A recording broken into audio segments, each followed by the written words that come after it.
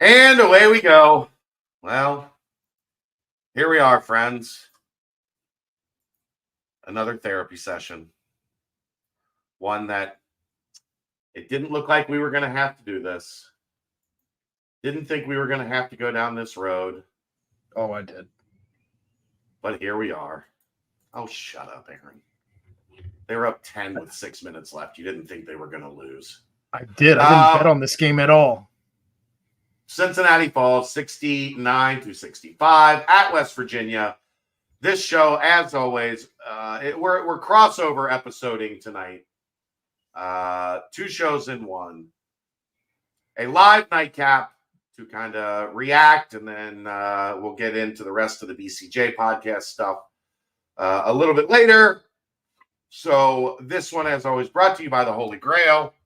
Make sure when you're downtown, you stop by and see our good friends at the Holy Grail.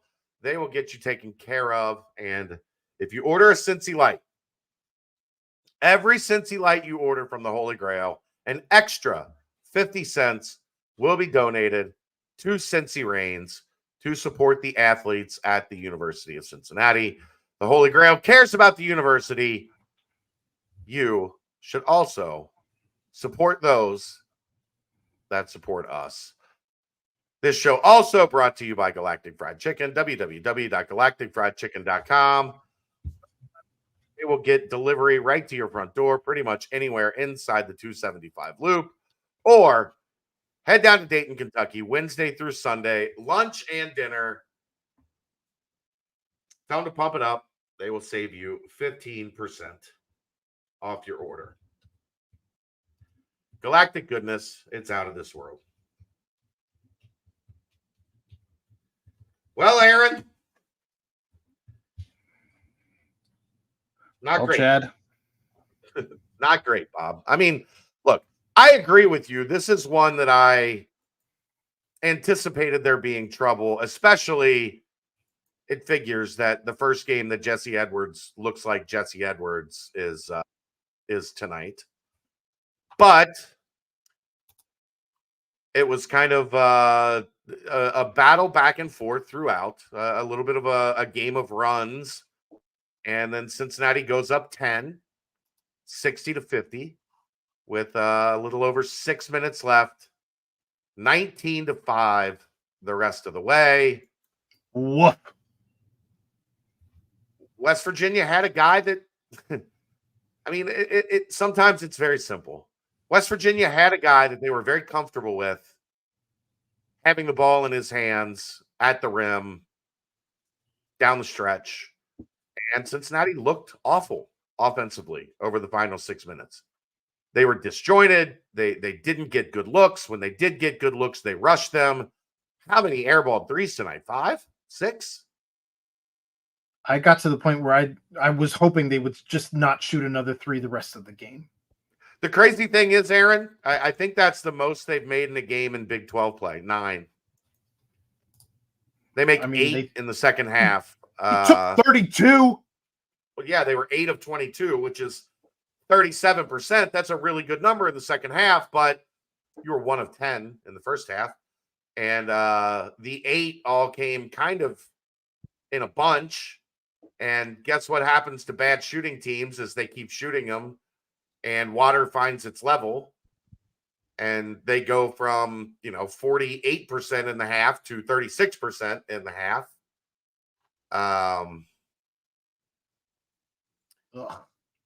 Yeah, it's not great. It's not great. You knew. Here's how you knew it was going to go bad though for their 3-point shooting. When Jameel Reynolds is shooting a 3 to end the half. Yeah, whatever. That was not it for me as to why they were going to be bad at 3-point shooting, but it's one data point, sure. Nothing felt good going from there to me. Hi, Dave. Yeah. Hi. Hi, Dave. I'm here to talk about Tyson Veit and the 3-3-5. Any questions? Yeah, we'll get to that, Dave. We'll get to that. Look, let's just be honest about this thing. This makes the math hard. Like if Oh, we're there- talking about a team that I needs to mean- get to 9, Dave, we're not doing that. There's If no we're math, talking about a Brad. team that needs to get to 9 wins, the math becomes increasingly difficult right now. Yeah, you have to finish With 6-4 to finish They have 500. to finish 6-4, and the next 3 games are against the top 3 teams in the conference. Yeah. I mean, look, you're up 10. And they didn't even come close to closing the game out. I mean, it was a disaster from the second that they went up 10. What, they shot one? I need to preface everything I say with I did not see very much of the second half. I am solo dad tonight, trying to deal with a wild 4-year-old.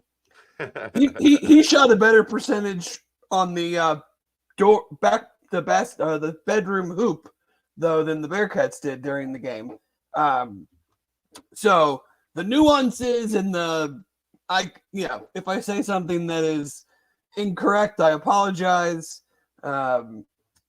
So just want to put that out there initially, because I'm sure I'll make a comment or something that isn't exactly what happened, but I was not able to really sit there and focus on what exactly happened. But it does seem like you're up 10 with 6.5 minutes to go. You take 1 2-point until the very, very, very end. You take 1 2-point shot in the last 6.5 minutes, or about 1 for 6 or 7 from 3 in that span, until the end when it was, when you're just jacking threes to try to come back, so to speak. But Well, even then, I didn't think it was all that necessary, Dave. I thought they panicked. right. Well, yeah. I mean, they're rhetorical questions and all, but after last week when I said, they're just not a very good shooting team, they go out in the last 2 games and go 12 for 46 from 3, and I'm left wondering, in a game you're up 10 with 6 minutes to go, why do you end up taking 32 threes? Yeah, I mean, look, I get it if you're playing a really good team. If you're playing Houston, they don't give you anything. West Virginia is not a good team. They're not some stalwart defensive team. I have a hard time buying, that's all we could get. No, I agree. I thought they settled. I thought they took bad threes. I thought they took rush threes. I mean, 33 seconds left. You're down 3. Why is Day Thomas jacking a 3? Twice. Go to the rim. Cut it to 1. You know what? The overly frustrating part is for me, Dave? I mean, I'm sure there's several. But 33 seconds left. West Virginia goes to the line for free throws. They miss 1. They go 1 and 2. 21 seconds left. West Virginia goes to the line for free throws. They miss 1 of 2. 14 seconds left. West Virginia goes to the line for free throws. They miss 1 of 2. 8 seconds left. West Virginia goes to the line for free throws. You know what they do, Dave? They might have missed them both. They missed 1 of 2. Well, I'm just guessing at this point. So 4 for 8. We have the exchange. Seamas hits a 3 right after John Newman's injury to put Cincinnati up 1. Right. And then Right, Battle hits the 3. It's a 3. Okay. And then empty possession. West Virginia goes to the line, makes 1 of 2. They go up 3. Empty possession. West Virginia goes to the line. Up 3. They miss 1 of 2. They go up 4. Rinse, repeat. Up 5. Rinse, repeat. Up 6. West Virginia begged you to take that game. Begged you to take that game. And you go from down 2 to down 6 on 50%, 4 of 8 from the free throw line. You don't score a single point. I mean, they scored 46 second half points while shooting about 50% from the line. I mean, I mean, like, there's so many, like, I mean, I don't really need to talk about the shooting anymore. I've made my point about what I think the shooting is. I don't understand why they ended up shooting the ball from the outside so much. Because as They we had talked cut it about, back. I mean, they weren't taking many at all. And then sometimes, guess what, Dave?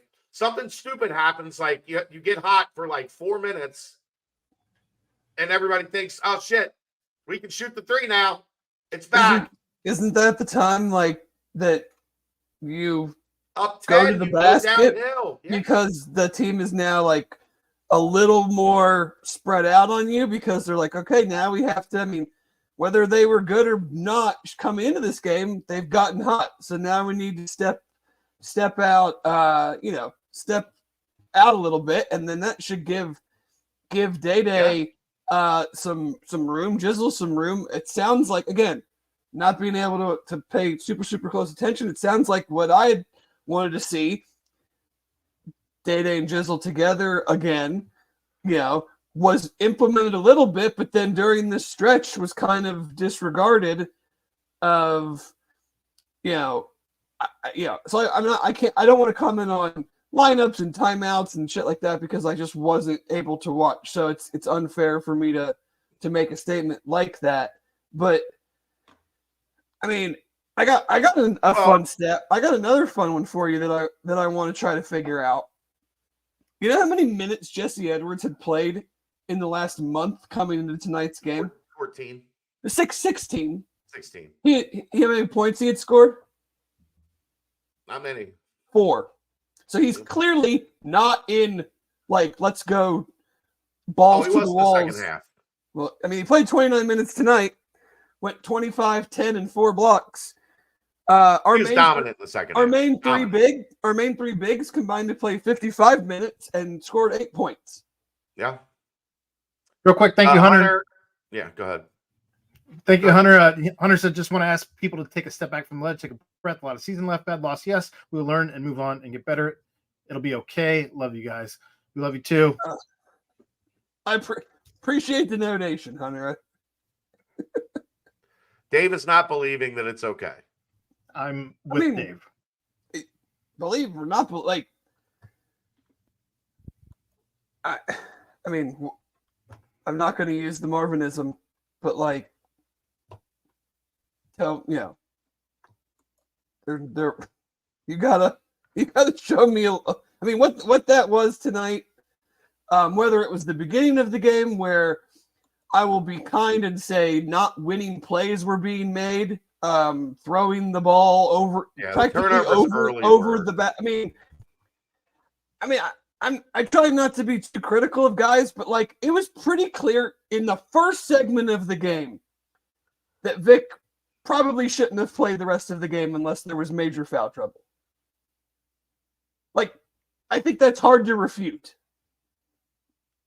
I think we would all agree with that. Okay. So, but like, I mean, it wasn't just him. I mean, it's just like, what are we doing? What? Yeah, they're not making winning plays, and you go up 10, and when you go up 10 like that, isn't that like, to me, that's the time? Okay, Day, you're like our best free throw shooter and can get to the basket. Go to the basket, get fouls on these guys. Wow. Let's They weren't calling those, Dave. Well, okay, but I mean, I'm certainly going to try that over jacking airball threes. Well, here's the other thing I'll say about everybody freaking out about the lineup that had Jizzle and Day in together. They also hit 4 consecutive threes. That wasn't a function of Jizzle and Day being on the floor together. That Day hits 2, and then Diana and Simas each hit 1. That was just they had a little spurt where they went 4 of 4 from 3.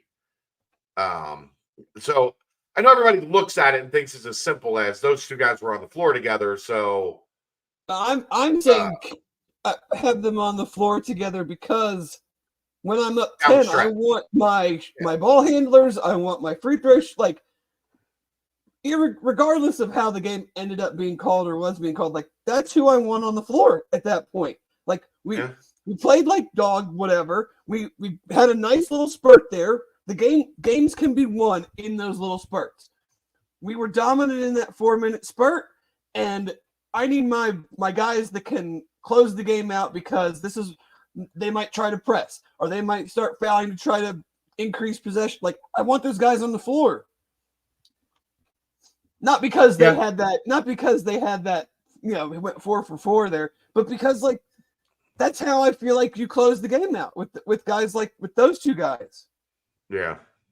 I mean, going back to Dave's point on Vic, 0 for 5, 4 of them being threes, and none of them looked really good. Only 3 rebounds, 3 fouls, 4 turnovers in 18 minutes. That was maybe his worst game as a Bearcat. He was bad. And you could tell he just wasn't comfortable. I mean, he missed a layup from 1 foot. Got an offensive rebound and just missed everything from 1 foot from the rim. That was how his 3-pointers looked as well. Yeah. I mean, wasn't close. So, I mean, the one thing, I would love to have seen if they'd have been able to hold up a little bit better over the last 2 minutes with John Newman on the floor. That was a weird deal. I don't even know how to classify that.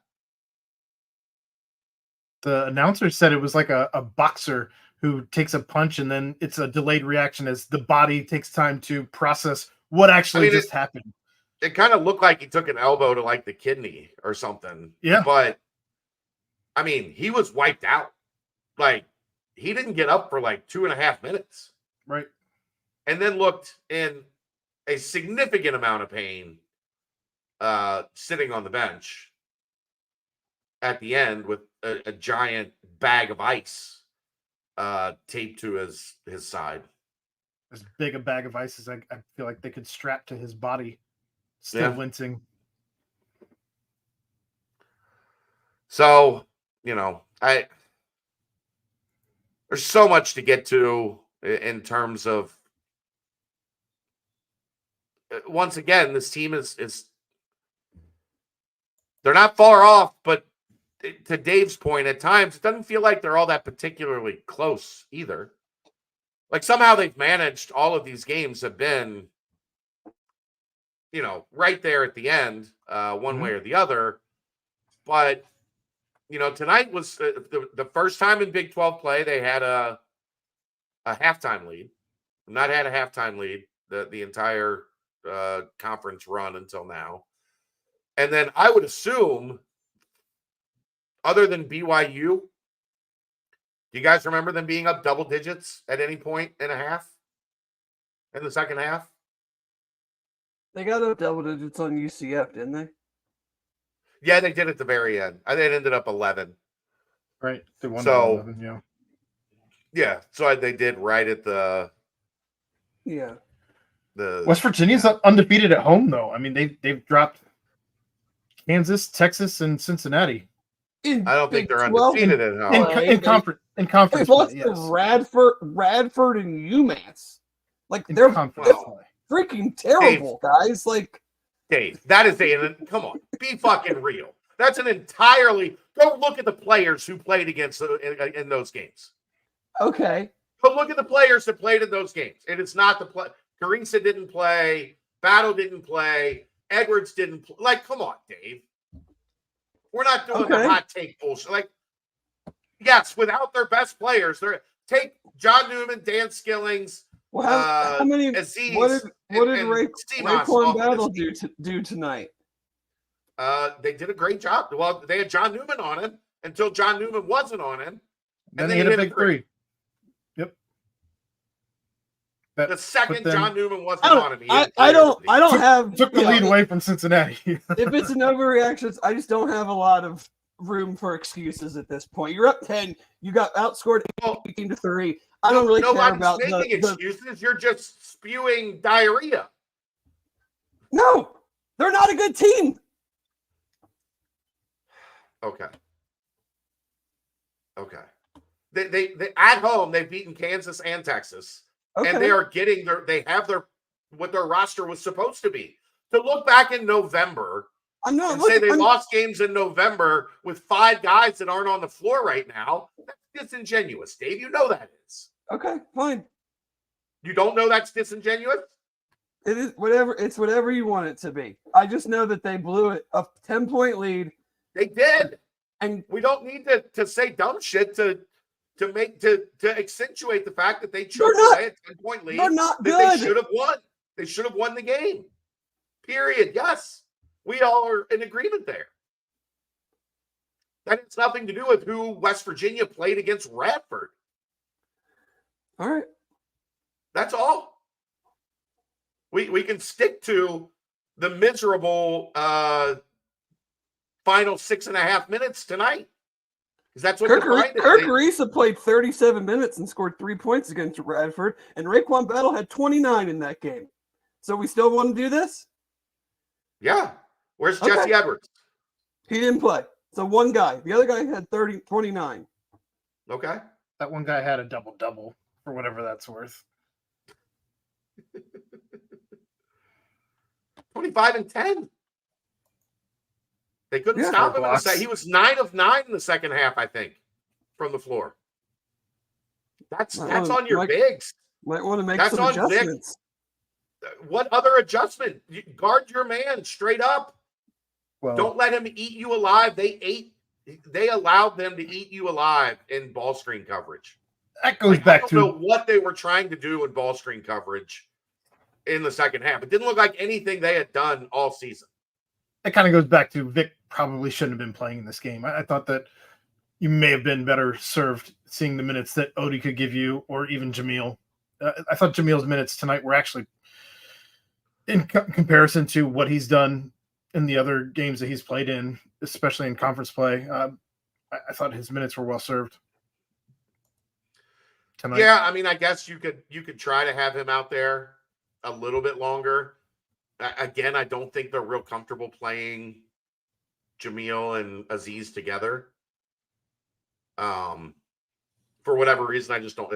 They haven't done it hardly at all, right? I don't see it much.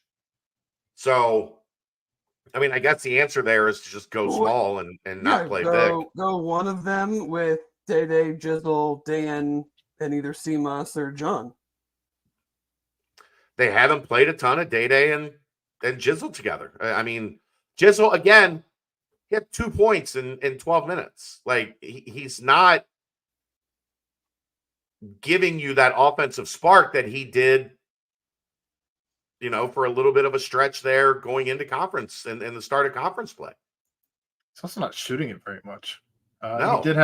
He did make a sound decision on a layup where it looked like it was going to be blocked. He ends up passing that off and got an assist, I believe, to Dan when he did take a drive in. But I don't know. I feel like he's not been shooting his 15-footers that he normally, whether they're baseline or otherwise. He hasn't been shooting those types of jumpers that he does. He has certainly not been throwing up threes. So I don't know if that's just his leash getting a little shorter or if that's a confidence thing or what that is. Because I'm not sure coach plays leashes with these guys. I think he's, especially after watching tonight, I think it's shoot whatever you want. I mean, I don't necessarily believe that to be true, but I don't think you had a whole lot of options tonight. Especially towards the end. Vic was playing like crap. Aziz fouled out. John looked like needed to go to the hospital. Mick says apparently Terry said he took a shot to the ribs against UCF and then a shot in the same place today. So better hope that's something that they can get figured out by Saturday, because if he ain't there to defend Pop Isaacs, whoo.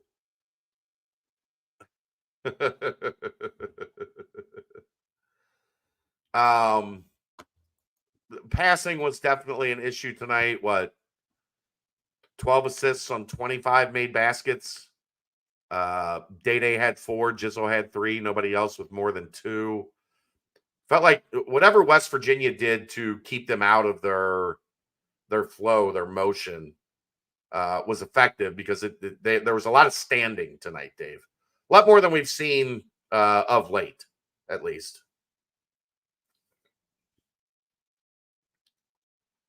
Are you just not talking? Oh, I was sure. talking to you.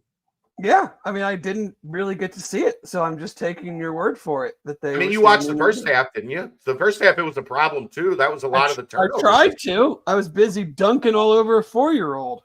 I mean, we literally played basketball for 2.5 straight hours. Aaron, it felt like there was a lot more standing tonight than we've seen of late. Well, and you know how much that frustrates me because I want to see this team. I feel like this team plays better when they are more aggressive, especially in driving to the hoop. I love the 2 far more than the 3, especially a team that does not shoot the 3 very well. And again, I don't want to beat a dead horse, but 32 threes for this team should never be shooting 32 threes. Yeah, again, like I said, it's pretty clear they got hot and fell in love with it in the second half. They didn't overshoot in the first half. They were cold. Yeah. But like 1 for 10, but I didn't feel like there was 2 that I was like, what are we doing? Yeah, I know Dan had 1 that stood out to me. You go up 10, and then I think it's your next 4 actual shots or threes, 4 or 5 or threes, and then there's 2 or 3 turnovers in there as well. So you basically went like 7 or 8 possessions with either a turnover or a missed 3. And that's how you let a team get right back in it. Day missed a 3. John Newman gets the offensive rebound. Then Skillings gets blocked. And then they get another offensive rebound, and Seamas misses a 3. And then that was the shot clock violation. That was terrible. Yeah. And then Edwards gets a tip dunk, turnover by Newman. They go back to Edwards for a bucket. And then, let's see, miss by Skillings from 3. That's when Slazinski hit one to cut it to 2. Edwards with another dunk off a turnover. Edwards with a layup. Then Seamas takes the lead. Battle answers. And then from there, just miss 3, miss 3, miss 3, miss 3. Up until Odie got the second chance bucket at the end. I don't know if it was a nature of not having John on the floor. They panicked at the end. Like, I just clearly, like, there was no patience in any of that. It was just like hot potato. They weren't good 3-point shots. They were rushed, hurried 3-point shots. They were defended well. Like, I mean, you were never until what? I mean, I don't even know what the final damn score was. Like, you were never down 2 possessions. Like, why are you taking all like? Yes. Where is? I don't know, man. This team. So basically, Dave, tonight had like, where is the leadership? Whether it's coming from the floor, the bench, like in that 10-0, in that what ended up being what a 12-0, ended up even more than that. But I mean, you went from 60-50 to 62-60. Like, where are we just like in trying to stop the run, or it just felt like, as you said, like incredibly frenetic, a total deviation of what you would think are winning type plays to be made in that moment. Like, you just go up 10 on the road and you don't do anything that good teams do to close out games like that. You had 18 offensive rebounds and 8 second chance points. That's insane to me. Yeah, that's pretty poor efficiency. Conversion rate. But yeah, I don't know, man. It's, you just can't, no matter who it's against, whether it's against West Virginia or against Texas Tech or Houston. Like you can't give you can't give games away like that. And if you have any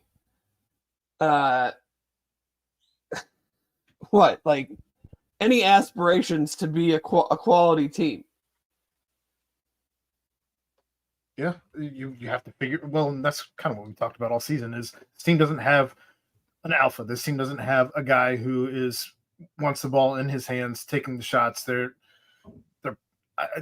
I don't think they're nearly aggressive enough that compared to the style of players they have on this team that's struggled to shoot threes. They should not continue to try and shoot their way out of we're not a good 3-point shooting team at this point. Figure out another way to put the ball in the hoop. Well, and here's part of it. I think Mark is right. They weren't going to get a whistle on contact at the rim. And Edwards is an elite shot blocker. Like, that's his thing. It's what he's known for. Maybe you get a little gun shy, but at some point you have to try to play downhill. You can't just take 2 pointers out of your whole repertoire. I mean, this is total just spitballing, but like, can't you run curls to the elbow? Can't you post up CMOS? Like, it doesn't have to be a get to all the way to the basket or a three. Like, I know the 2-point jumper is a lost art, is not a high percentage, high efficiency play, but like, this team is now in losses, 41 for 162 from three. Dave, I don't know what makes you think they're going to be any better from 16 feet than they are. Sema, I've seen him do it. I've seen Day do it. Yeah, I've seen them all also make threes and miss a shit ton of them too. Well, like until tonight, you've seen Day make one. Made 3 tonight. I know. No, but I just like it. Can't. If that's where we are with whether it's the offense or the talent, then it's either at the rim or 3, and we're not a good 3-point shooting team. Then that leaves a lot of middle ground there of how are you going to score points. Yeah, look, I'm not saying those options are great, but like if you're not gonna get a whistle and you're 9 for 32 from 3, you have to figure out a way to try to generate points from somewhere. Yeah, and it becomes increasingly difficult for this team, Dave.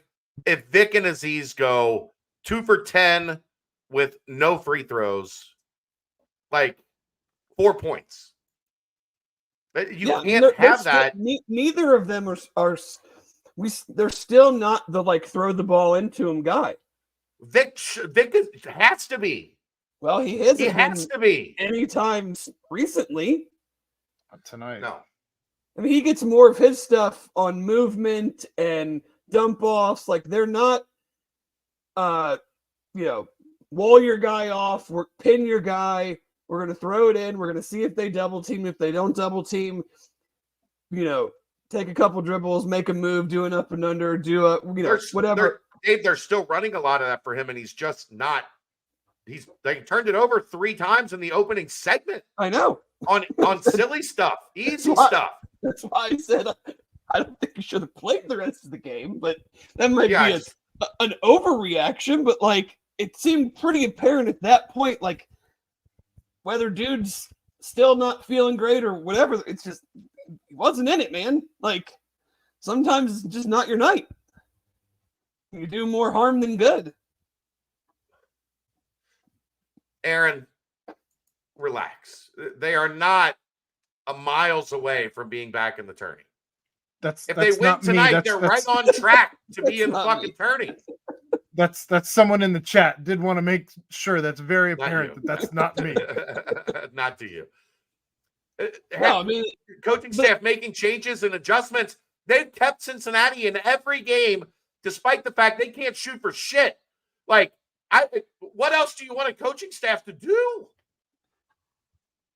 No, you're right. I mean, this game becomes just very, very glaring because you're staring down very hard. You're staring down, like we've talked about whether, week to week, whatever you want to say, arguably the three teams that are playing the best in the conference right now in a row.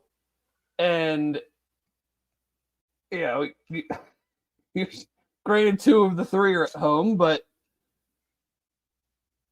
it's you have to get one now. You have to. You have to look at it. And I think you've got to get two to really have a shot without having to do some sort of deep run in the conference, conference tournament type thing.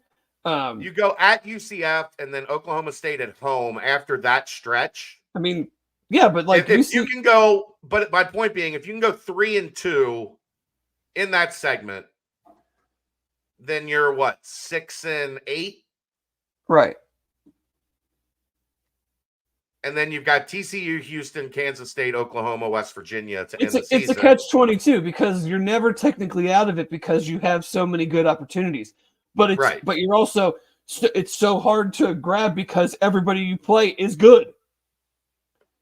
So and guess what? You can be the optimist and say, hey, we're not out of it because if they get things right and they figure it out, they have opportunities. And then the other side of it can say, yeah, that is accurate, but they're also not playing good enough to seize a lot of those opportunities. So it's just very, and you just look at it, it's 7 losses starting at Dayton, which was what, towards the end of December. So we're looking at a little over a month, 6 weeks ish.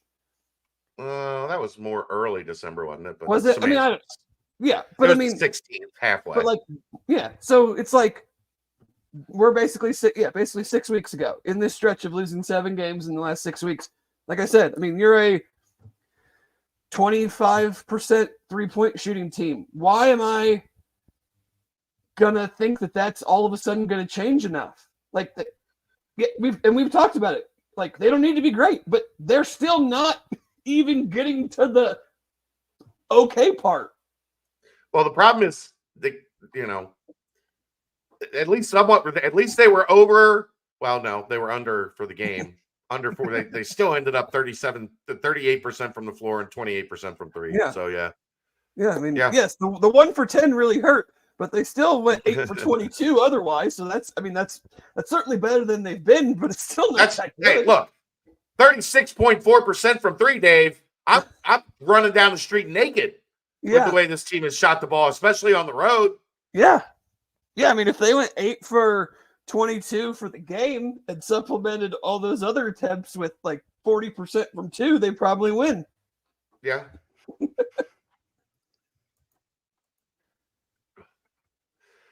It's all good, Aaron. Thanks for the therapy session. It's much needed. My wife told me to calm down. You can take it out on us. That's what we're here for. The real question at this point is how much am I putting on Texas Tech Saturday? I know you're not going to. So the thing that scares me about Texas Tech is that they're just consistent. If you watch their games, there's not a lot of up and down. And that's Cincinnati games have been volatile as shit, right? 8 minutes with 1 field goal, and then they score 48 points in a half. Then they go 4 for 4 from 3. Right. Texas Tech, that is not how they have rolled this year. So that one is going to be a monster. Look, if they don't have John Newman, Dave,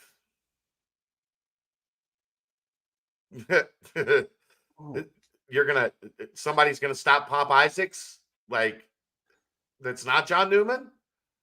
I'm sure the spread will be not an advantageous place. It would be. If you're gonna bet, if you're gonna take Texas Tech at home, then you're gonna be giving, a decent amount of points. But they're coming off a loss at TCU, but a game that was very, very close until the very end. And outside of that, they got smoked at Houston, and other than those losses, they haven't lost since November. Yeah. And one of the things Bearcat Mick points out, they're the best free throw shooting team in the country. Cincinnati cannot do what they did tonight and foul 3-point shooters that can't shoot.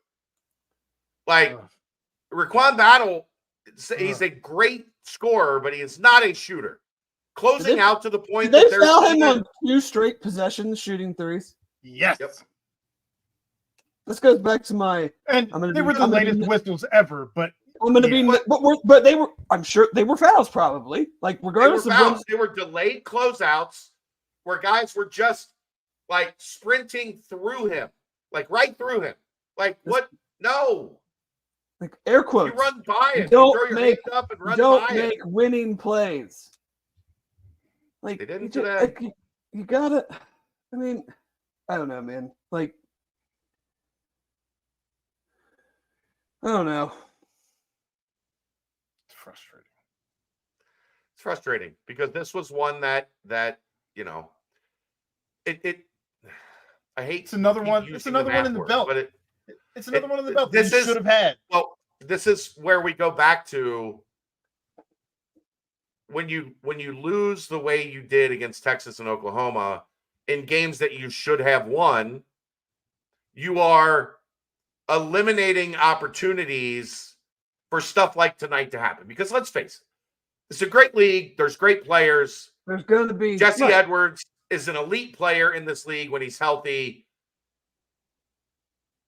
Nights like tonight where something stupid happens and you go cold over the final 6 minutes, whatever, okay.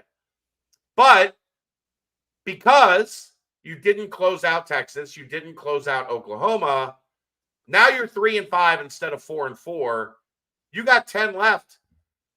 You got to get 6. You got to get 6 out of this 10. At Texas Tech, number 15. Houston at home, number 4. Iowa State at home, number 12. You've already lost 2 home games. That's what. And now you've got that's number what I'm 4 saying, Chad. Like, let's be honest. They cannot lose another home game. I don't give a shit who the opponent is. Okay. If you think they're going to make the tournament, I'm not saying you. I'm saying you, as in like, if you think they have a chance to make the tournament, they cannot lose another home game. Then you go to UCF. You get Oklahoma State at home, at TCU, at Houston, Kansas State at home, at Oklahoma, and then West Virginia here. You have to now get 6 of those 10. I can't count on them to win a road game, so they got to win every home game. I mean, is it 5? They have 5? I don't know what the numbers are, but 1, 2, I mean, 3, 4, 5. Yeah, it's 5 and 5. If you have a prayer in hell, you got to win those 5. You got to win at Oklahoma State, and you got to find another win in there somewhere, I think. I guess you just hope that this team had figured something out from the close games that they played in earlier, and tonight did not look like they figured anything out from those close games. Because the data is the data, and the data is always going to be good because you're always playing good teams. But at some point, you have to actually win the damn games. Yeah, being close in this league ain't going to get you a whole lot. Great, your net is 31, and you have 17 wins. Who gives a shit? You're not making the tournament. Well, it means you're going to play on Tuesday in Kansas City. Yeah, and good luck doing it that way. Right. Ugh. So we're really talking about OU and Kansas as toss-up losses? Not Kansas. We're talking about OU and Texas as games they were in position to win at home that they did not win. Home games. You have to win home games in this league. Losing 2 home games in the first 5 puts you behind the math. So then you have to do something like close out a 10-point lead with 6.5 minutes left at West Virginia. Especially when it's against teams that are more or less on the same level as you. It's not like this was against Houston and Kansas. I mean, Texas is a very middle-of-the-road team. Oklahoma, I think, is maybe a little bit better, but you just can't lose those games at home. Right. If you think if you want to have desires of being a tournament team, you can't do it. It's just point blank. You can't do it. If you're going to get to 9, that's the number we've talked about all year. They got to get to 9. Losing both of those games, if you just win one of them, then the BYU game cancels it out. You got a road scalp. Okay, you lost one at home to a good team. you can survive that because you're still even. You're still sitting at 4-4. Sitting at 3-5 with 10 to go is a nightmare in this league. Yeah, it's a nightmare in this league. If you have 5 home games left, and obviously 2 of them are upcoming against 2 very good teams. I mean, I would say based on recent returns, it's pretty unrealistic to think that they're going to get both of those. That just means now you got to go get Oklahoma State and UCF. You're just making it that Oklahoma State's at home. Oh, it is? Okay, I thought it was on the road. No. But yeah, I mean, so it's like at Oklahoma, at TCU, at Houston, at UCF. Where's Kansas State? TCU's not a quality win. Just stop. Like, I always love when somebody throws I'm just realistic. I completely ignore things that are very specific to say that I'm realistic over optimistic. Come on. What are we doing? Like, you don't have to run them down any farther than they've already done themselves. No, you got 10 left, 5 at home, 5 on the road. Yeah, that's what I said. Whew. And the 5 on the road. The road slate is not kind. The 5 on the road are Texas Tech, UCF, TCU, Houston, and Oklahoma. Yeah. So just the 15th, 25th, 4th, and 23rd ranked teams in the country. No big deal. Yeah, and then a UCF team that is significantly better at home than they are on the road. Kansas blew a 16-point lead at UCF. Did Baylor get them tonight? Yeah. Okay, they pulled away. Yeah. Yeah. It was a 1-point game with like UCF was winning well into the second half. Yeah. UCF was winning with I think like 7 minutes to go, and then Baylor pulled away. But yeah, doesn't hurt as much as 4 minutes to go. Right. It was a 1-point game with 6.5 minutes to go, not a 10-point game with 6.5 minutes to go. Like, this is one, if they don't make the tournament, this is one you're going to kick yourself. Because it was there for the taking. If you finish reasonably well, it's there for the taking. And they were a disaster. You just can't. 19-5 over the final 6.5 minutes. And 2 of those were at the end. And you know what, though, Chad? It's the 19-5 is glaring, but it's the first part of the second half where they had scored 23 points in the first half, and you just let them come right out of the locker room and get right into a fucking groove. Yeah, well, that was Edwards just dominating. Right, but either any way you want to slice it, like you played a mediocre, whatever you want to call it, first half, and you're still up 4. You're holding a team at home to 23 points, and you just you let them. You're supposed, like we've talked, like the reason they've been able to stay in a lot of these games is they have played good defense. They've been a good rebounding team. And you hold a team to 23 and then give up 46. Now the blown part of the game is what grabs the attention, but like you just let them get right into a groove to start the second half. I mean, they had as many points as they scored in the first half in the first like 7 to 10 minutes of the second half.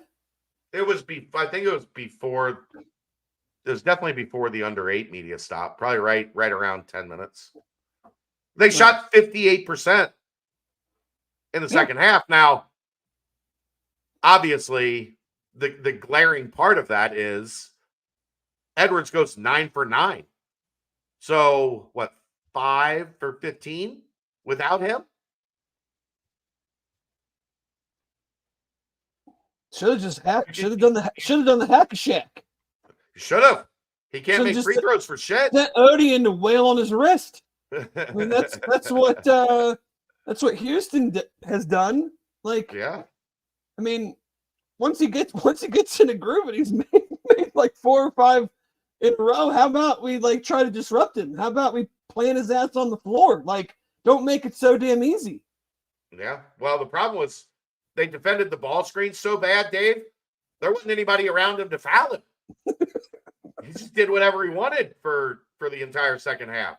There wasn't a whole lot of it that was like overly contested. I know I've said this so many times, but it's like, if it's not the shooting, it's the defense. When the defense is good, we turn the ball over 15 times. It's when this is good, we go 55% from the free throw line. It's like, you can't plug the you can't plug the holes because and it's not like little things. They're like big glaring things that determine wins and losses. Perfect example, Dave. They start the game just terrible taking care of the ball. Yeah. Just terrible taking care of the ball. Yep. They clean it up. Whoop. Off they go. And they look much more competent on offense. They're up 6, I think, right before half. What it ended up 4. 4, yeah. 4.5. But they're up 6 right there because they stopped turning it over. They took care of the ball. And then you get in the second half, and it's ball screen defense that just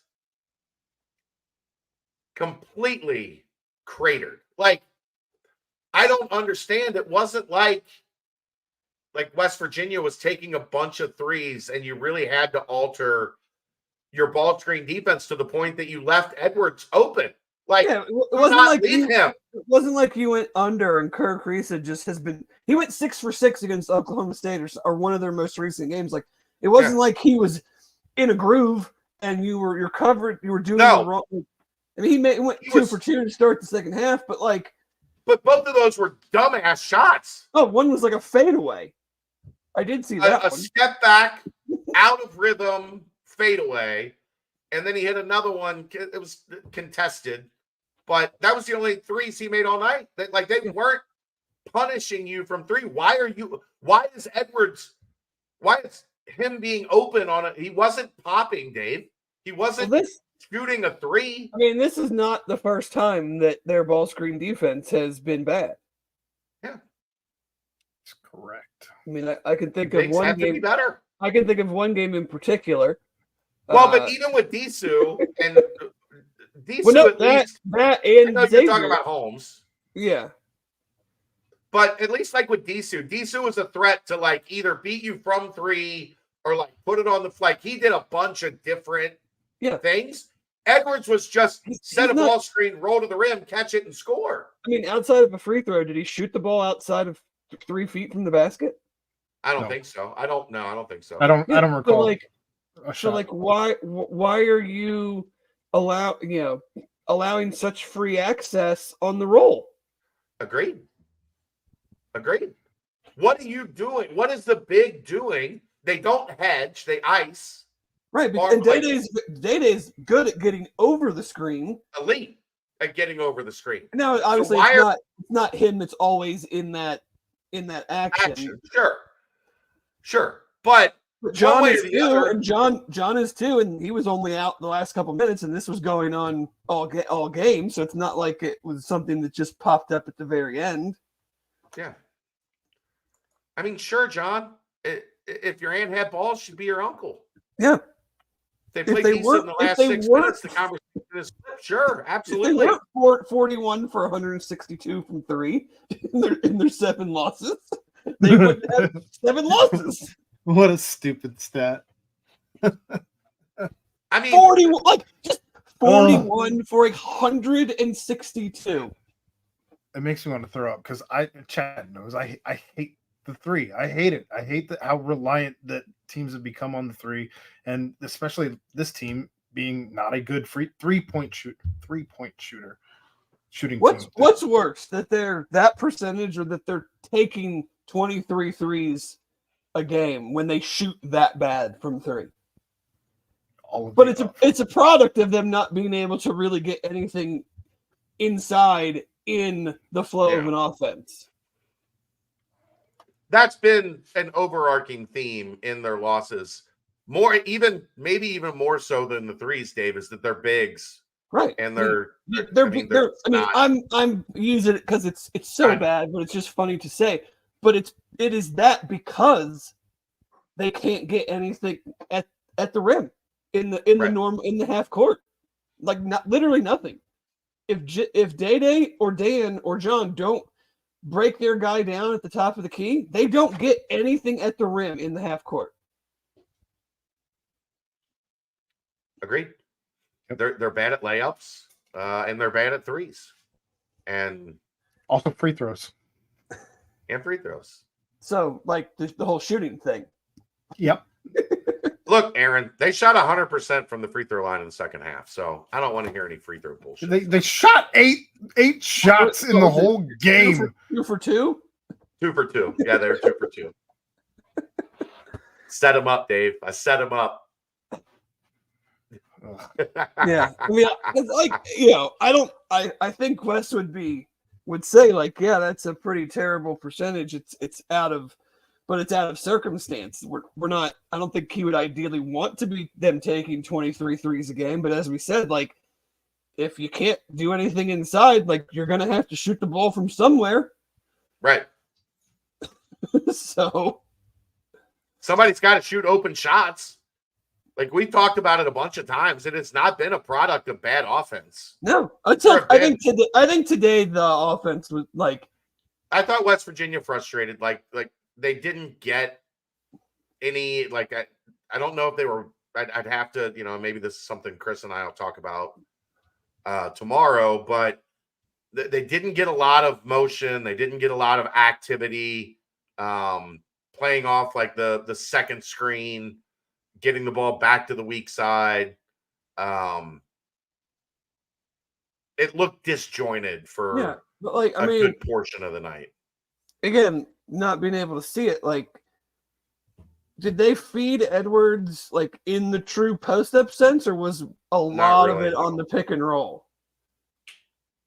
Because, like, I'm, you know, if it's in the true pick and roll, I was gonna say if it's in the true post-up sense, like, were we doubling? Because I feel like him being out so long that he wouldn't be in the flow of, like, you know, how to handle that quickly and where, you know, because that's a big feel thing for a post guy is feeling the double and where to go and stuff like that. And if it was on pick and roll, then they weren't doing a lot of. And I'm just even more confused because, I mean, the guy had a pound of athletic tape on his wrist and wasn't going to shoot the ball unless he absolutely had to, and yet we're just allowing him to duck over and over. He was going to shoot the ball every time he got a chance in the second. Well, but I mean, like, not from anywhere outside of a few feet. He wasn't going to, like, take jumpers.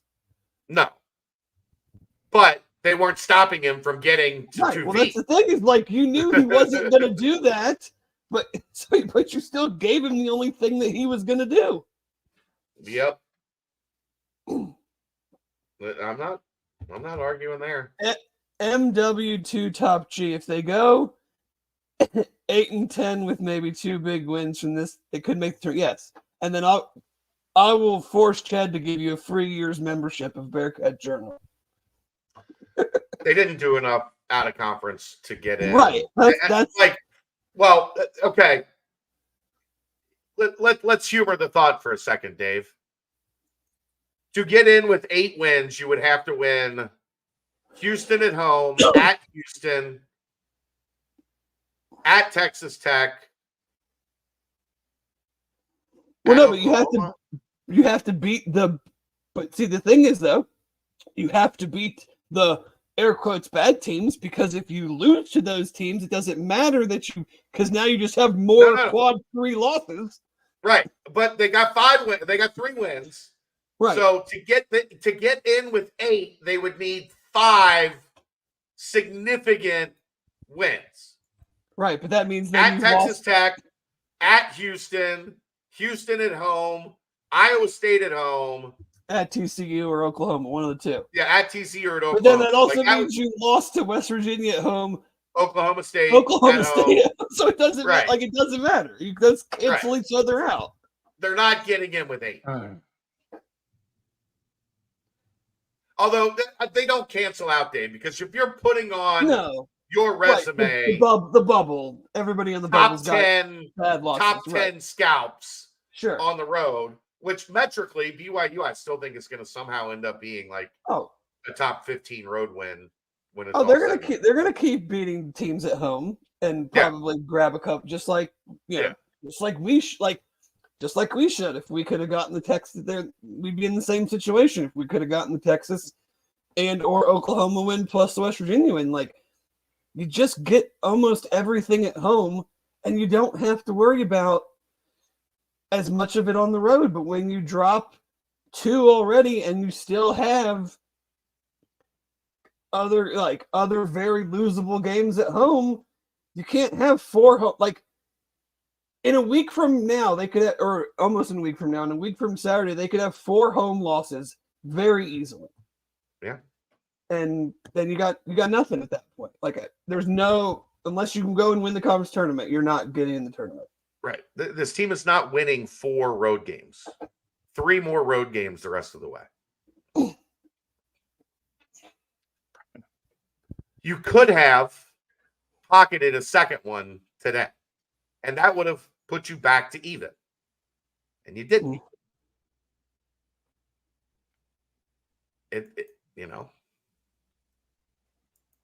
Stinks. Yeah. I mean, we have been doing this math from the minute the Big 12 play started. And they got themselves behind the 8 ball, losing at home to Texas and Oklahoma in games that they could have won. Not that they should have won. Texas, they should have beat Texas. Yeah. Oklahoma, I mean, I don't Yeah, think it wasn't like there was like, but it wasn't like there was like some play like the Texas game. I mean, you could have you could have won. I'm not going to go as far as to say you should have won. Right. Yeah, Mark, win Saturday. Yeah. Yeah. It's very simple to like, win Saturday, win next Saturday. Like, yeah, sure. What's Marvin say, Dave? No, I'm not going to do it. Come on. I'm not going to do it. I'm not going to do it. Why not? You want to. I know, but it's been said enough. I don't want to give anybody PTSD from those wonderful press conferences. Oh boy. I mean, that's my point of like, don't use the F word. I'm not using the F word. You just are what you are at this point. Yeah. An F word is not 6 weeks long. No games are should have wons in this conference. Look, that's great to say. Like, that's great to tote out there. But when you're talking about what needs to be done to get into the NCAA tournament, that's just not true. That's not true, Top G. I love you. This league is hard. It's hard. I mean, they're going to Lubbock Saturday. None of them have been there. Right. It's hard. That sweatshirt he was wearing tonight was like 3 sizes too big. Yeah, he's lost a lot of weight. He's lost a lot of weight. Probably hasn't gone. I imagine he's not a big shopper. I feel like clothes shopper. I feel like his he hasn't had a drop since he stopped recycling cans. I was gonna say, I feel like his recycling and contribution to the environment has also. Yeah, do you think he wears like eco-friendly clothes? Only shops at secondhand stores. The recycling economy in West Virginia has taken it's tanked. It's taken a major dive. But no, while you're correct, no games should have ones in this conference. Sure, I'll give you that.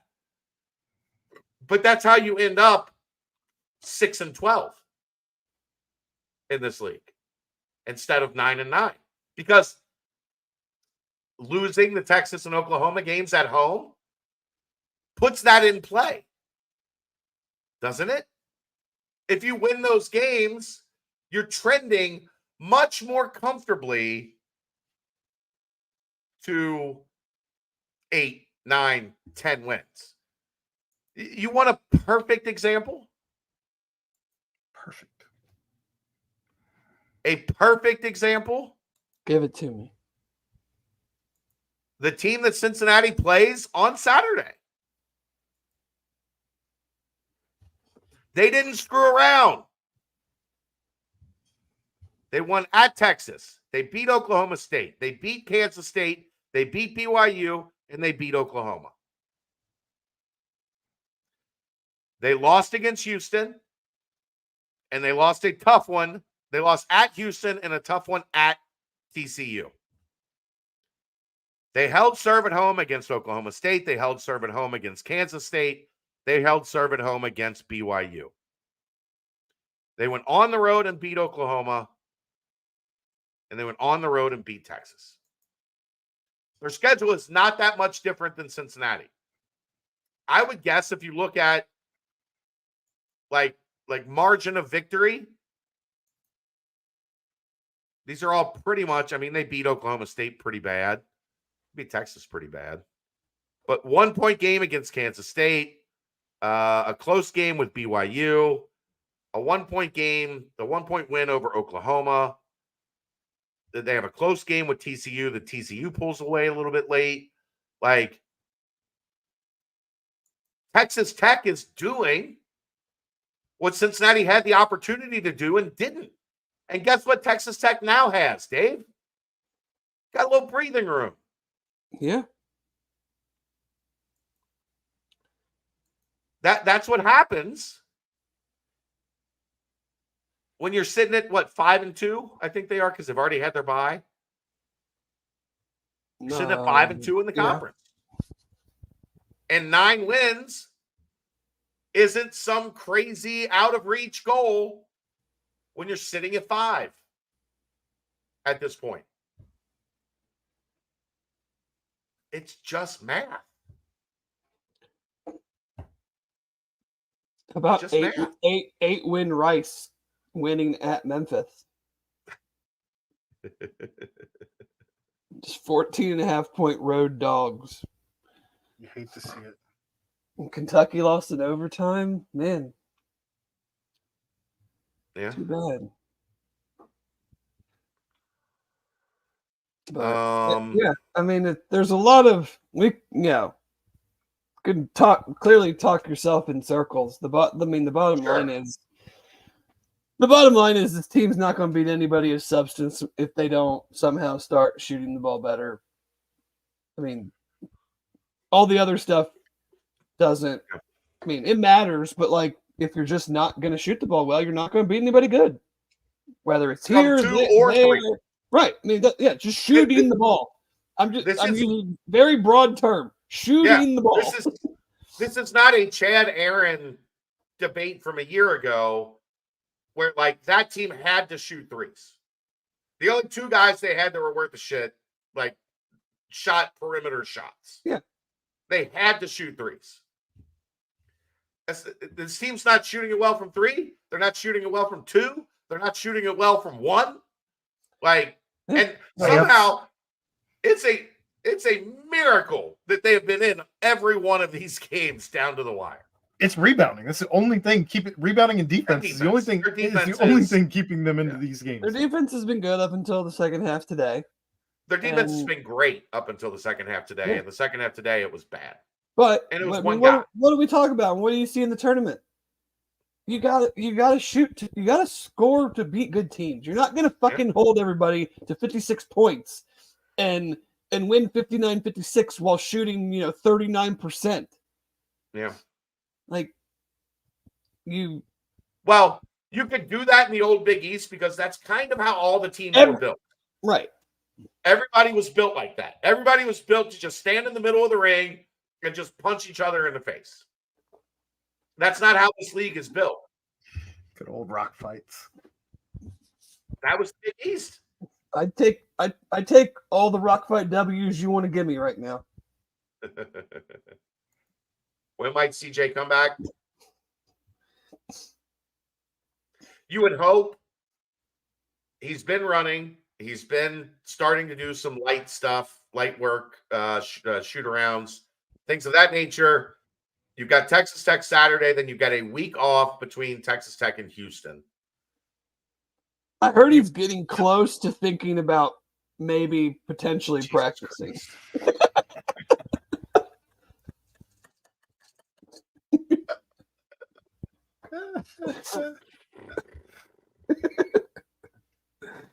You want timestamp it? Steve, they didn't play terrible defense against West Virginia. They played terrible defense in the second half against one guy.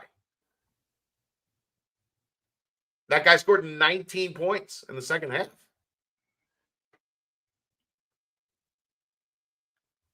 Yeah, I mean, just I mean, I don't know who it's going to be, how it's going to happen, but yeah, Got to be better. You're a 25% shooting team, a 3-point shooting team for essentially the last 6 weeks. Yeah. Great. We've lost a lot of. We've been in all these games, but the bottom line is that you've lost more than you won, and unless you figure out a way to shoot some level better than that, we can talk about ball screen defense. We can talk about turnover. It doesn't matter. Right. Must win. UCF, West Virginia, Oklahoma State, Kansas. Okay, that's 7. Kansas State. Kansas State. Okay, now you're at 7. Still got to find. Still got to get 2 more. Still, that sounds great in theory, Sam. I agree. They're all must wins. Like, you got to win. Just don't. You're parse 3 and it. 5. Yeah, don't parse it. Don't go through the schedule and do onesie twosies. Like, until they can prove that they can. I mean, shit. Have they won? When's the last time they won 2 games in a row? December. January 6th and December 29. We're back-to-back wins. Evansville and BYU. It's actually 4 wins in a row at that point. Yeah, but I mean, so you're a month removed from winning 2 games in a row. And we're talking about like, just get all these win streak, the old Lou Brown win streak. Yeah, that's 2 in a row. That's the thing. One more winning streak. You're so inconsistent in various areas that you can't put together 2 wins in a row. But then I'm supposed to sit here and think that you're all of a sudden going to get consistent? Top G. There's always a path, but this is the point we're making. This is the point we're making. It's what we're saying. What is hard to grasp about the point that we're making? The path to 9 at 4 and 4 is a hell of a lot easier than the path to 9 at 3 and 5. That's what we've been talking about for 75 minutes.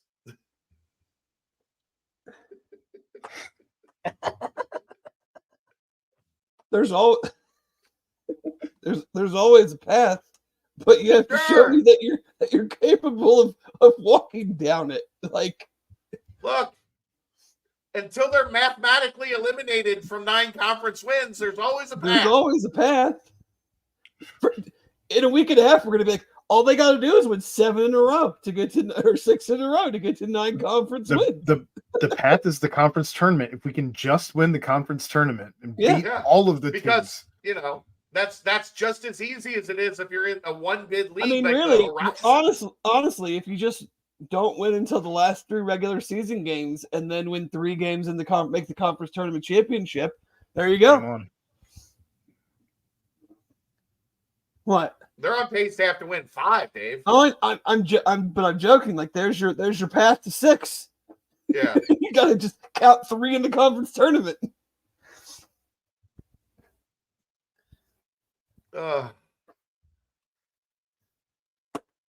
It just that's the whole thing. It's like we've done the math so much, we've paid attention to the details. Watching that slip away, you're just like, you just made it exponentially harder on yourself.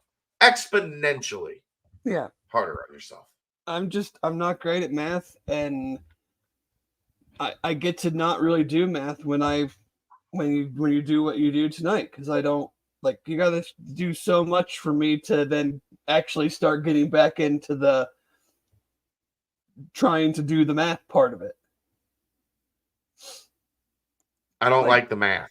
Like, go out and win the next 2, and then I'll come on here and talk about the path. Just, beat Texas Tech, Yeah. at Texas Tech, get Houston at home. Then they're 5-5, Dave. Exactly. With road wins over Texas Yeah. Tech and BYU. Yeah. If they win at Texas Tech and hosting Houston, I'm gonna sound like Brent. How are we? I will be singing their praises from a mountain. Look, Jeff, nobody's saying lose it. Like, no, we're just being realistic. Like, that's what we're here for, right? That there's no doom and gloom. There's no this team stinks and the coach needs to be fired. It's a realistic take on what we've been talking. Can this team make the NCAA tournament? Like, that is ultimately, they're on the bubble, squarely on the bubble, a lot less on the bubble tonight than they were this afternoon. But what needs to be done? That's what we're here to talk about. Nobody is dumping on the players and saying anybody sucks. The reality is, this is a team that has shown they are not a good shooting team. Not from 3, not from 2, not from 1. This is a team that has put themselves in the hole by losing 2 games at home that were close, and now losing a game on the road against one of the teams in the bottom of the league where they were up 10 with 6.5 minutes to go.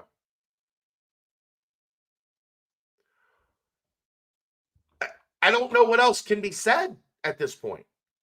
Yes, they're close. Yes, I really like watching this team. They fight. They got a bunch of good dudes. They put themselves in situations that have been unfavorable and not given up, continued to fight, continued to battle all the way till the end. They've won a couple of those games, including one against Central Florida on Saturday. But at 3-5, with a team that needs to at least get to 9, tonight's loss is tough. Tonight's loss changes the conversation.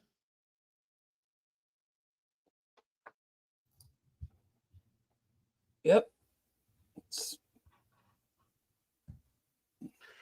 Maybe they're still a year away. Maybe it's the Lance year. Lance and Deontay Vaughn year. Remember, they go to Maui, and they finish second in Maui. They lose a close one to Gonzaga.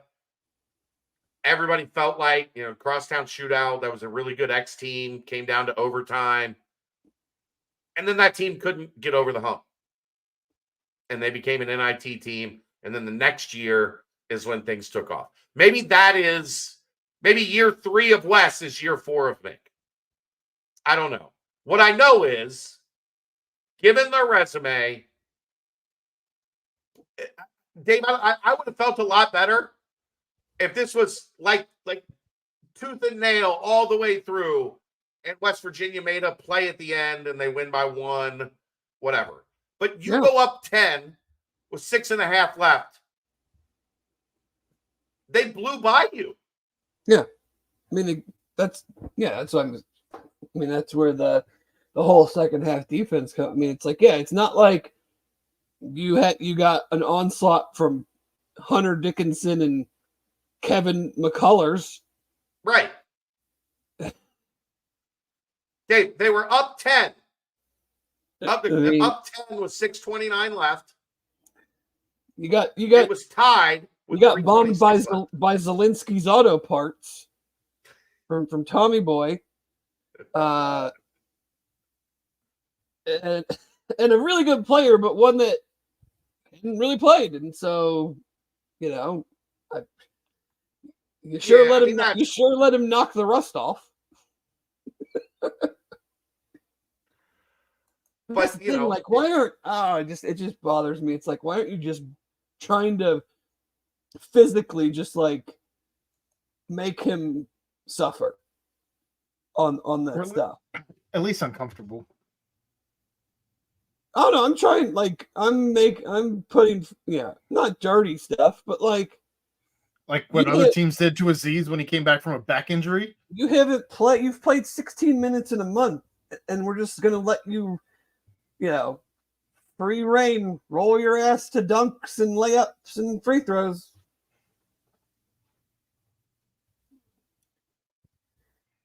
In the most critical stretch of the game. Right. Like, Top G, look, nobody is acting like 9 wins slam dunks them into the NCAA tournament. What we're acting like is not in the conversation you have without to get it. to 9. To even hope. Top G, you were just talking about fucking 8 getting them in. What are we doing? What are we doing? The conversation is to get in the tournament, you need 9. That doesn't guarantee you that you get into the tournament. It's that I don't think you get there with 8. So you need 9. No. And I mean, 8, and I mean, I know we can talk about the West Virginia last year, but I don't know what West Virginia's non-conference was last year. I don't know who those 7 wins were, who those 7 wins were against last year. There's a lot of nuance to that. But if you have a losing record in your conference, it's very hard to think that you're going to have a shot to make the conference tournament outside of, or make the NCAA tournament outside of a very deep run in your conference tournament. No, because it's happened. The problem it has, but Cincinnati doesn't have the out of conference. Right, that's what I mean. Like that's what I'm saying. Like people can say, "Oh, well, West Virginia made it at 7-11," but yeah, but what were their non-conference? That's why I don't know. Yeah, so that's why I'm like, it's not. Yeah, I think West Virginia had 4 quad 1 wins non-con last year. Yeah, I mean we have what 8 and 10. We have one, maybe one all total right now. 2. Is TCU the home? Is that a 1? They were just. I mean, last night they beat Texas Tech, so I would assume their metrics are where they need to be. TCU's quad 1 and BYU Road is quad 1. Mark, sure, yeah, great, okay. We're arguing semantics here.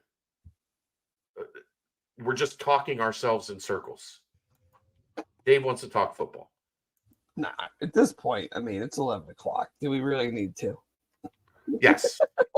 Okay. We don't have to do it for long, but we're going to do it for a little bit.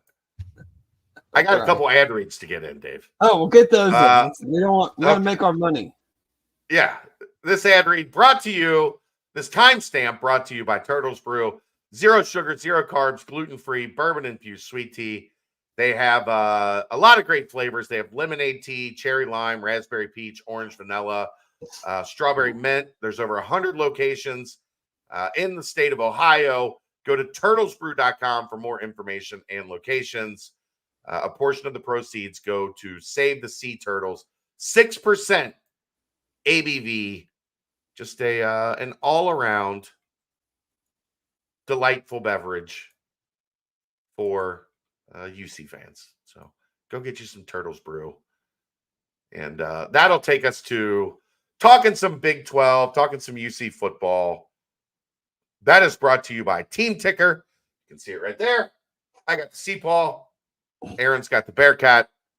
A one-of-a-kind sports sign for Bearcat fans. If you're looking for the perfect addition to your man cave, your dorm room, a gift for that special Bearcats fan, go to teamticker.com and pick up your Team Ticker today. Excuse me. My voice is not wanting to hold up. Easy to hang, provided hanging kit. They play the fight song at game time. Your dogs will love that. Especially like right before a women's game when you're not expecting it. And then dun dun dun dun dun dun dun dun dun dun dun dun dun dun. They love it. and they look at me and stare at it the entire time like, Dad, why are you doing that to me?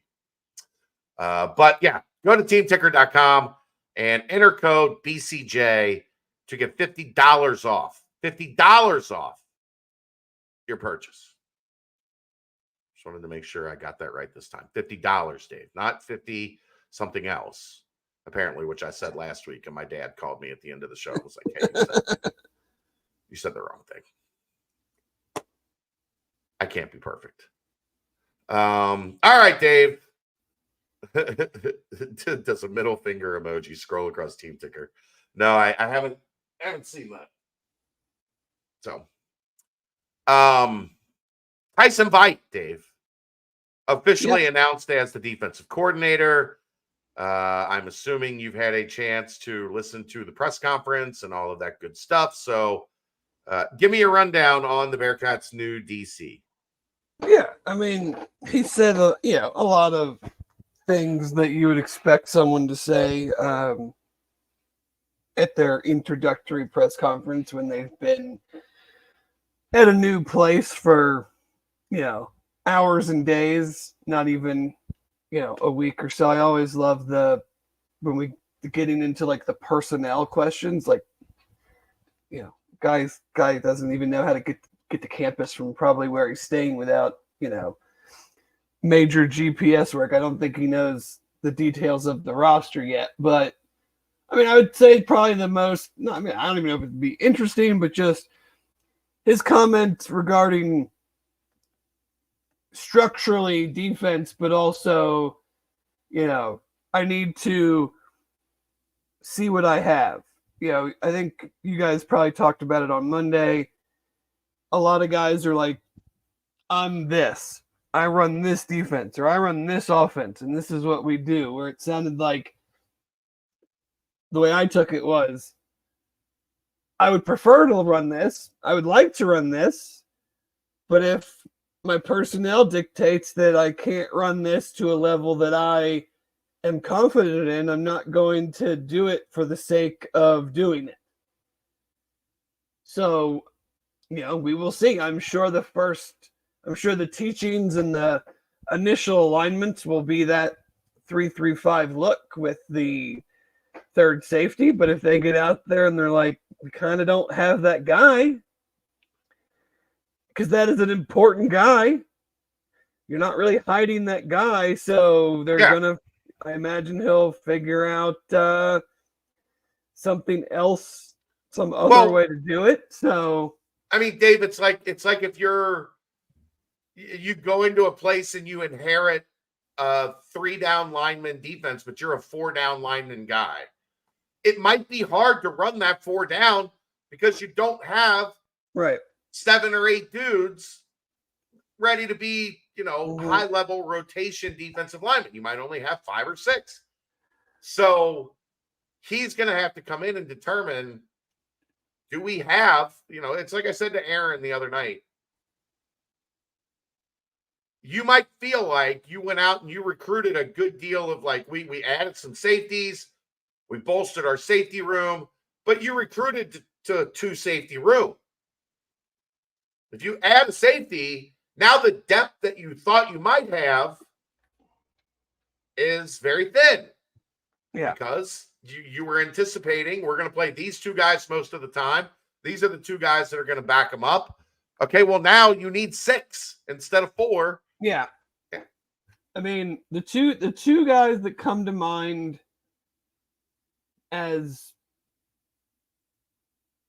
potentials, and we'll see. This is a very, very, very just uneducated, I don't want to say uneducated, but just a very basic view of it is I'm interested to see if Mekhi Miller, the transfer from New Mexico State, and then Jaden Davis, the redshirt freshman, they're kind of 2 guys that I see as potential fits in that spot. But again, Jaden Davis has not played any defense to my knowledge. Maybe 1 game at the end of the season he got some snaps.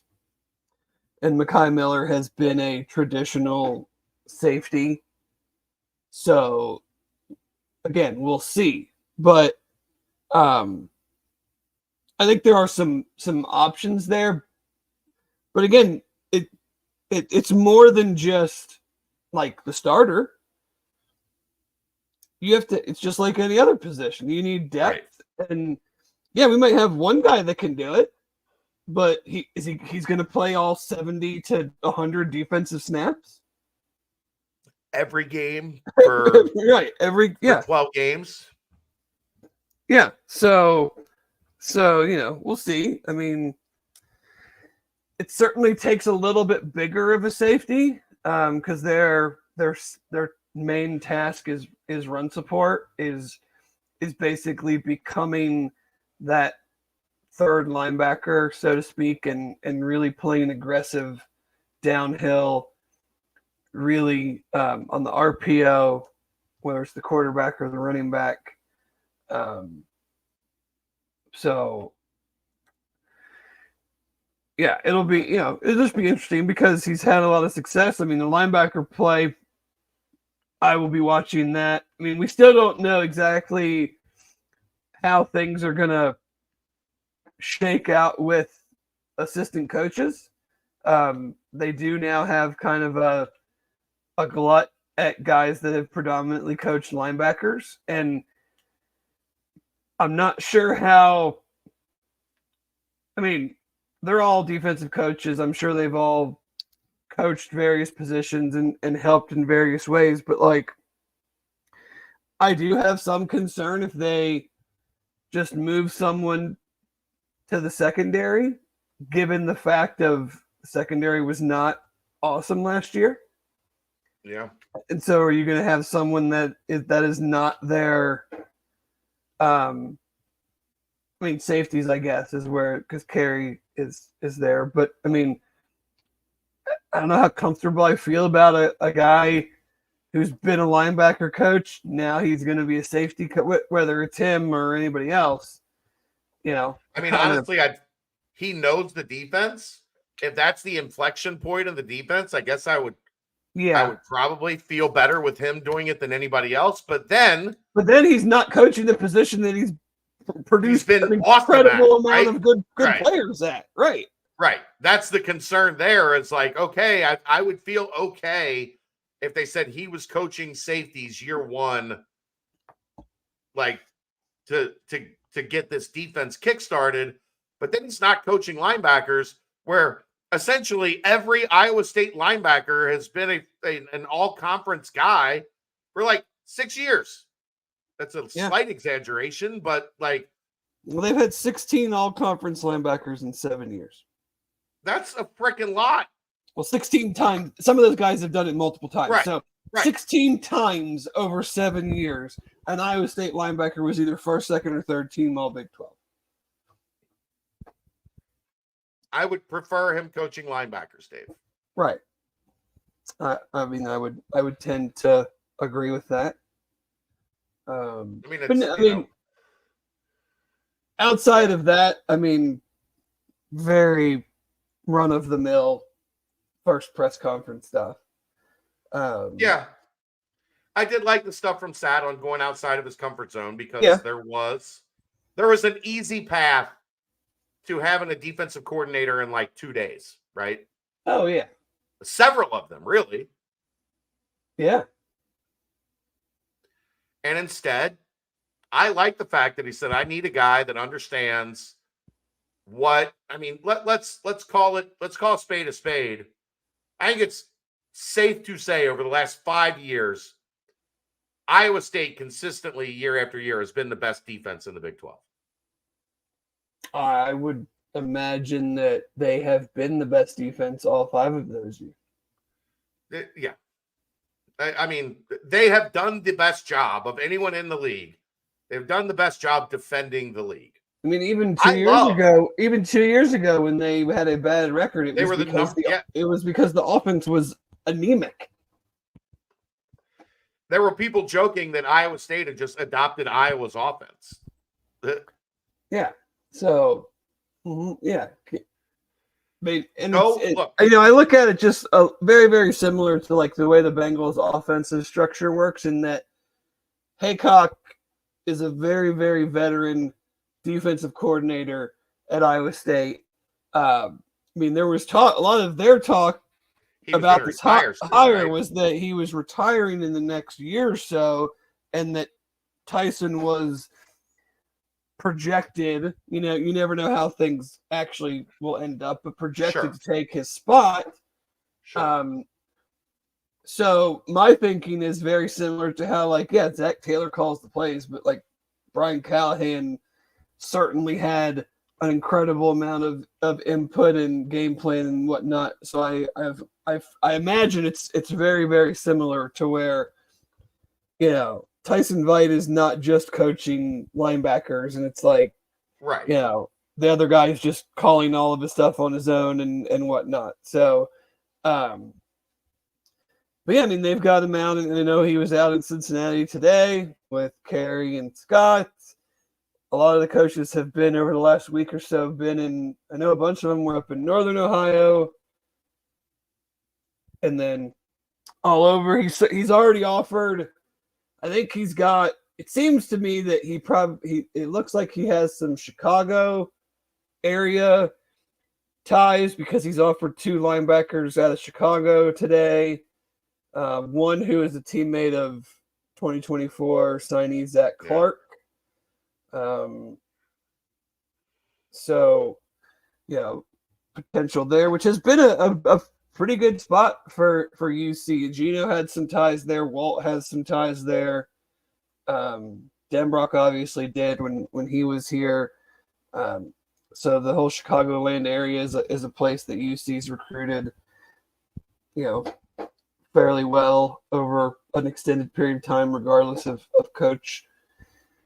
So, but yeah, I mean, I like the defense. I like that look with kind of that extra middle player that is not a drop safety, so to speak, but not a linebacker. I think that is a player that can do a lot of different things in both the run and pass game. Like, you can be in, like, I like it because I think you can be in that defense as your base, and you can cover and match up with a lot of different offensive formations. Right. Whereas in a more traditional defensive alignment, if a team is more in a pass formation, you're bringing in like a 5'10", 180-pound slot corner type guy versus this guy can typically stay on the field kind of regardless of whether the offense is like in 2 tight ends or if they're in 4 wide receivers. You don't have to make as much of a personnel change to match up to that. Well, and what have we kind of talked about that I'm sure we're going to talk about a lot more as we get to the offseason? Somehow, Dave, this has become a running league. Like, when you look at, like, if you were to chart the 10 best players in the Big 12 returning for next year, how many are running backs?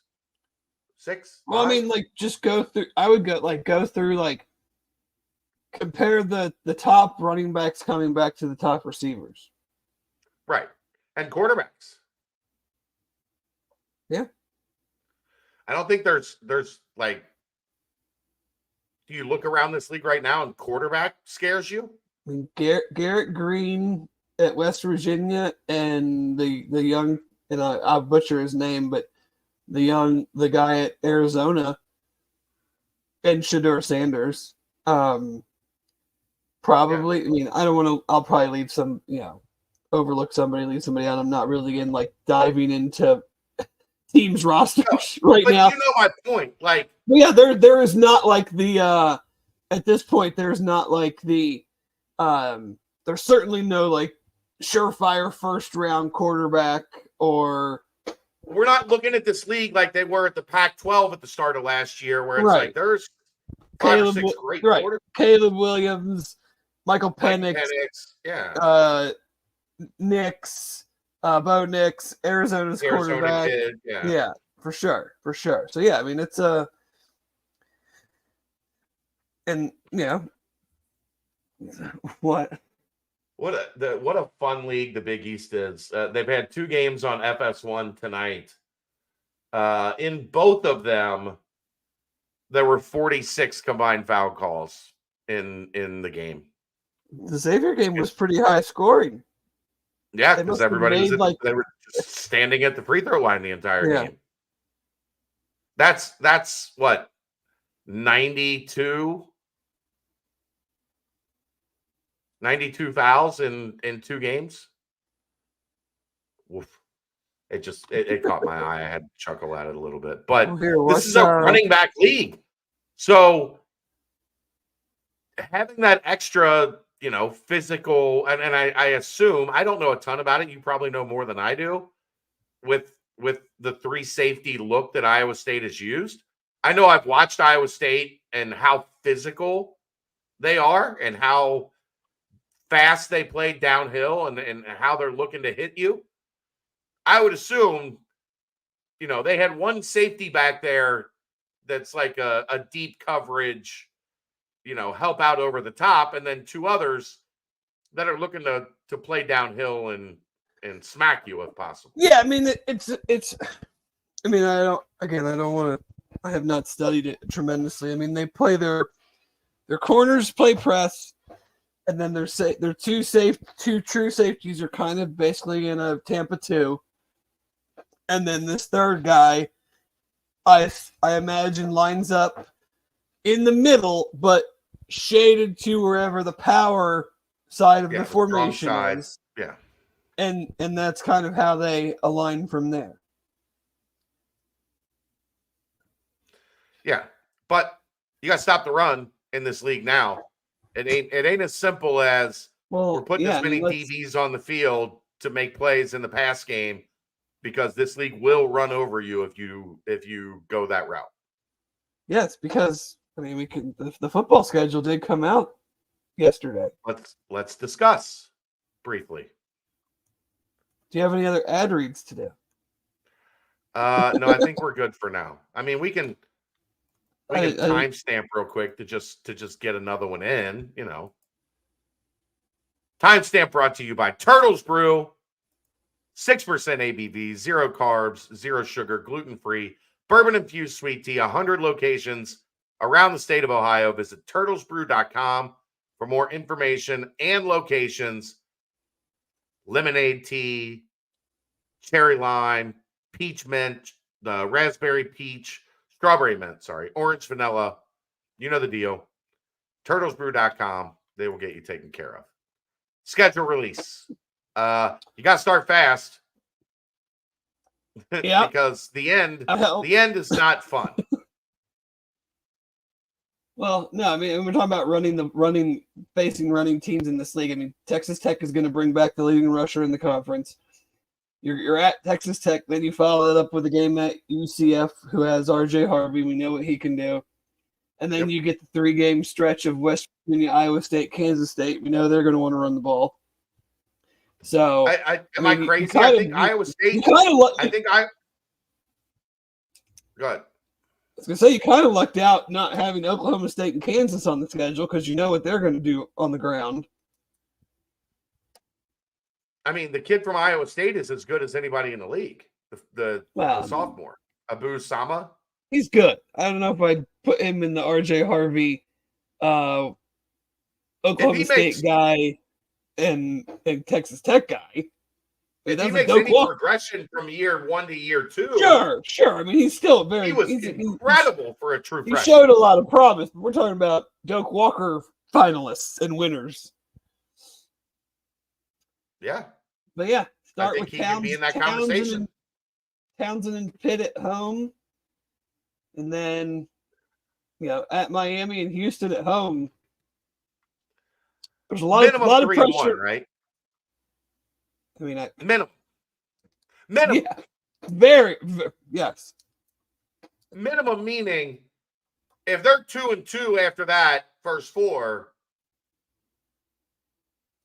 Yeah. the math starts mathing, Mhm. and getting to 6 becomes Right, because that's three of substantially your difficult. 4 home games. You only have 3 left the rest of the season.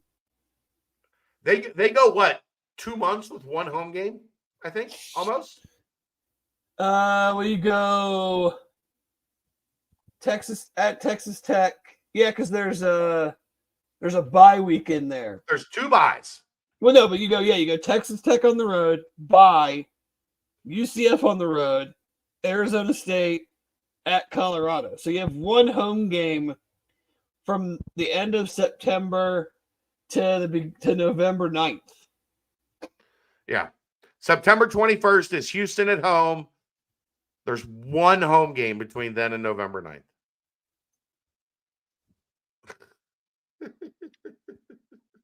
And I bet those games at Iowa State and Kansas State in the middle of November won't be cold at all and windy.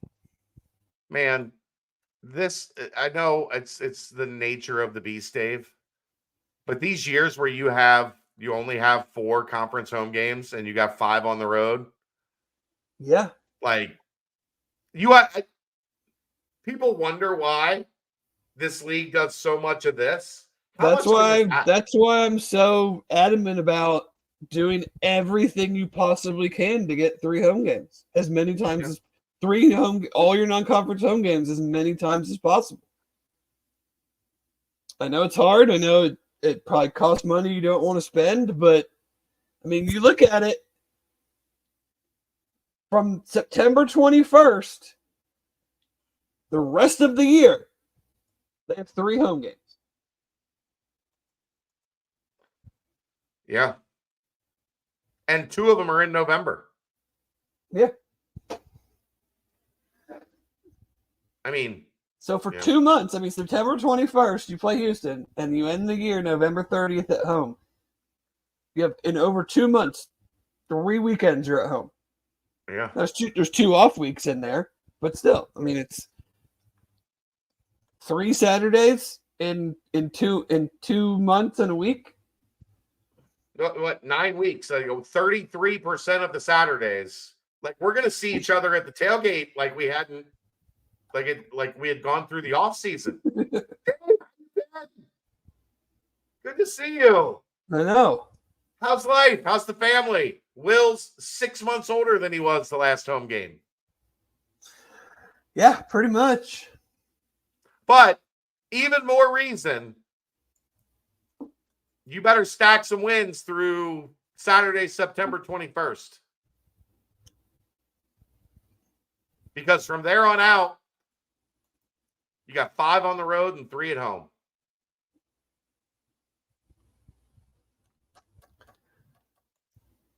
Probably not a good night to talk about this. I did really, really enjoy the first episode of what are they calling it? I don't know. Something Rain or whatever. Mm-hmm. Yeah, I liked it. I thought it was I don't know, I thought it was like a cleaner, like more put together version than Let It Fly was. Let It Fly felt like a lot of. I thought the first season of Let It Fly was really good. A lot of Rocky Top montages, and the not second like, season faded fast. Yeah. Yeah. The number one thing about that, Dave, is they owned it. Like Oh, for sure. The strong shall reign. There you go. Thank you. The Thank strong you. shall yeah, I reign. mean, Nico's point about like, what we did last year wasn't good enough.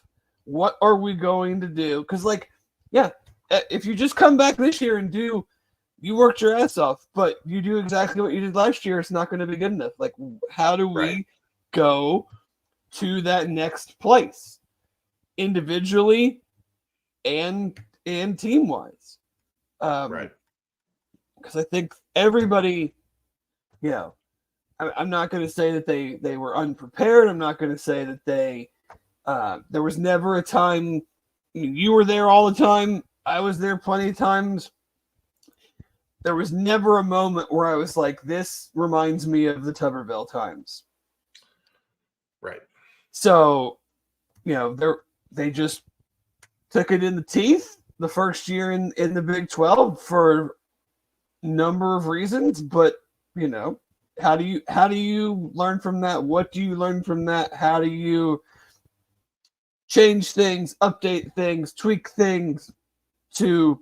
You know what I loved about Nico, even more than like the message of like it wasn't good enough, was the acknowledgement of, guess what? Everybody's working their ass off. Like so many times you hear like, we just got to work harder. Sure, that sounds great, but like, you think the other teams aren't working hard? No, they absolutely are. Like, they're all on scholarship. They're all high-level players. They all have very lofty 24/7 recruiting rankings in this league. To just say, we're going to work hard. Or your house, rabble. Like that, yeah, that's empty. It's empty calories. Oh, for sure. Everybody is doing this. It's the off season. Everybody's busting their ass. You got to acknowledge that. Push a little bit, just a little more. Mm-hmm. That's all.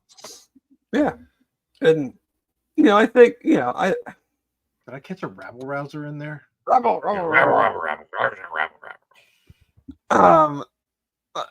I think, and I think too.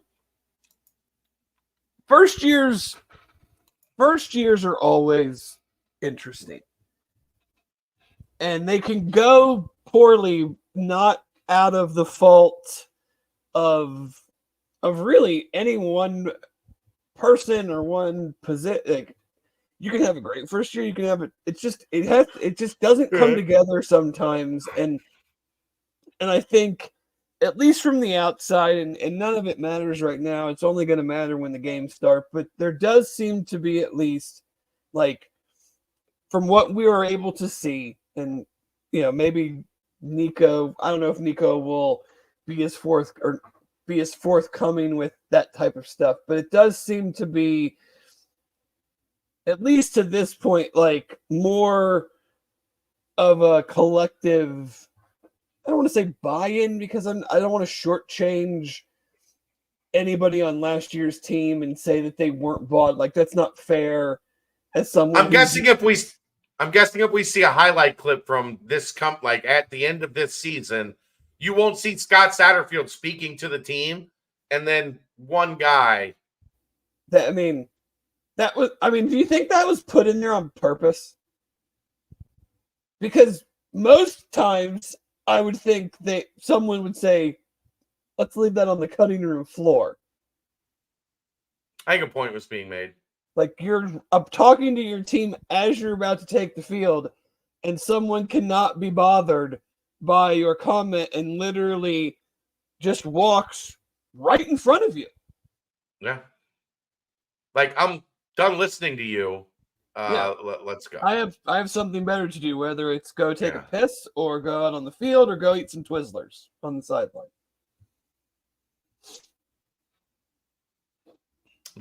I'm not saying, Dave. I mean, it was in the thing. It's free to talk about. Like, we're not making it up.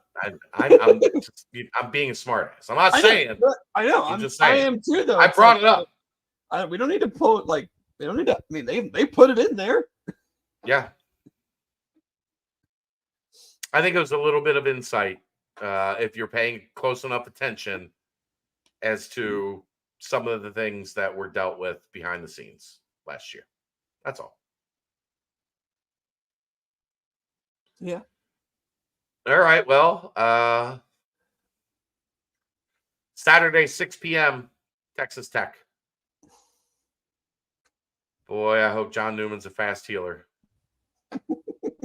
Hope he's not like peeing blood or something. If it's a rib, I mean, it's not great. If he's got a cracked rib. It's hard to like elevate and shoot the ball if you have a rib thing going on. Yeah. Yeah.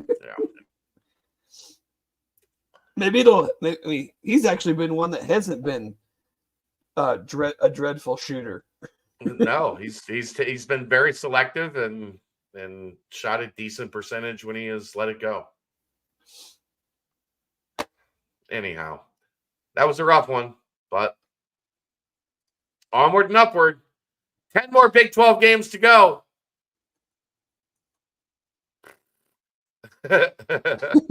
just the top 3 teams in the league up next. That's going to wrap it up. Thanks to Aaron Smith. Thanks to Dave Simone. That is a crossover Galactic Fried Chicken Nightcap, a live nightcap, and the BCJ podcast brought to you by the Holy Grail. We'll see you next time right here on BearcatJournal.com.